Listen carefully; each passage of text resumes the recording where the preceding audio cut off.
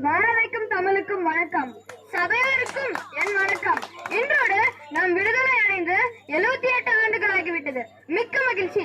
இது நம் கடந்து வந்த பாதையை நினைவு கூற வேண்டிய தருணம். தியாகம் தான் நம்மை உயர்த்தும் என்ற சொல்லிற்கேற்ப பலரின் தியாகமே நம்மை சுதந்திரமாக வாழ வைக்கிறது.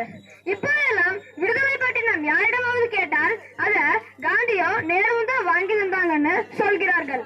இவர்களுக்கெல்லாம் நான் எப்படி புரிய வைப்பேன்? இவர்களுக்கெல்லாம் முன்னோடி என் முப்பாட்டன் பூலித்தேவனும் கட்டபொம்மனும் தான் என்று. விடுதலை என்பது கனவு, அது ரத்தத்தில் கலர்ந்த உணர்வு. அதனால்தான் என்னவோ 15 வயதிலான பகத்சிங் தூக்கு கயிற்றை முத்தமிட்டு விட்டான். நானும் அக்காலத்தில் வாழ்ந்திருந்தால் இன்னொரு பகத்சிங்காக என் தாய்நாட்டுக்காக வாழ்ந்திருப்பேன் என்பது சந்தேகமில்லை.